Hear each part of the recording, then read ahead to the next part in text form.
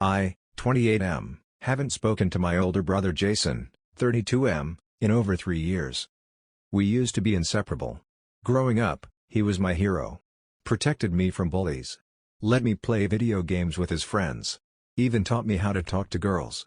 When our dad passed away in 2015, we both broke down at the funeral, hugging like our lives depended on it.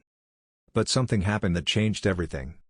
It started when Jason began dating Sarah. She was sweet, funny, and incredibly kind to everyone. Except me. There was always something off when we were alone. A fake smile. Cold eyes. Once, I overheard her say to Jason, "Your brother's always hanging around. Doesn't he have a life of his own?" I brushed it off. Maybe she was just stressed. But after they got engaged in 2020, Jason started pulling away from me. Texts slowed down. Calls stopped. I chalked it up to adult life. Work. Relationships. Priorities change, right? Then came the incident. I was invited to a small get-together at their apartment. Nothing fancy, pizza, drinks, a movie.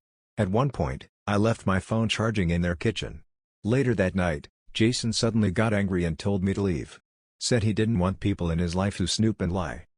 I was confused. What the hell happened? He blocked me on everything. Wouldn't return my texts or emails. My own mother said, "Just give him space, honey. He'll come around." But months passed. Then a year. Then 2. He never came back. I fell into a deep depression. I tried reaching out once more, handwritten letter. I told him I loved him, missed him, and whatever happened, we could fix it. No response. Eventually, I gave up. Focused on my work. Therapy helped.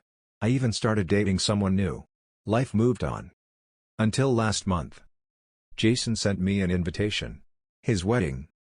I was stunned. Was this a peace offering? A sign he was ready to reconcile? I called the number on the RSVP card. A woman answered. It wasn't Jason, it was Sarah's cousin, Lena, who was helping coordinate the event. I said I wasn't sure if I was even welcome. She hesitated, then said, "Look. I probably shouldn't tell you this, but you deserve to know. Sarah lied about you." Turns out, the night of that get-together, Sarah had snooped through my phone while it was charging. She found a text thread with my ex, joking about an awkward dinner we'd all had. In one message, I wrote, "Sarah looked like she wanted to murder me the whole night lol." That's it.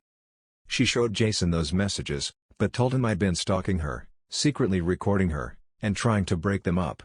She even faked messages using a second phone, pretending they were from me. Jason believed her. Without question. Lena said she kept her mouth shut all this time because Sarah was family. But seeing Jason cut me out like that crushed her. And now that the wedding was near, she felt guilty. I was shaking. Angry. Betrayed. Hurt.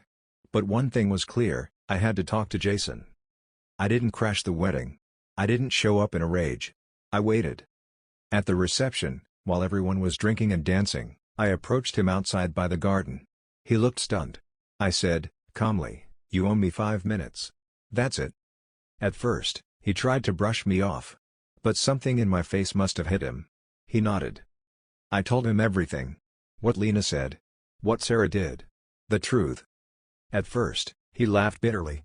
Why would she lie about something like that? So I showed him. Screenshots. Dates. My phone logs. Even Lena backed me up. I watched his face fall. Denial. Then confusion. Then fury. He didn't go back inside. Instead, he called off the rest of the reception and left. The next day, the wedding was annulled. He never even signed the license. Said he needed time. We had our first real conversation in years the next day. He apologized, in tears. Said he let paranoia and manipulation destroy one of the most important relationships in his life. I wanted to forgive him right away. But I couldn't. Not yet. Now, we're talking again. Slowly. He's going to therapy. Trying to rebuild what we lost. As for Sarah? She's ghosted the entire family. Blocked Jason, her own cousin, and deleted her socials. Turns out, she had a habit of manipulating past boyfriends and isolating them. If someone suddenly turns your loved ones against you, don't blame yourself immediately. Sometimes, villains wear smiles, and sometimes, the truth takes time to surface.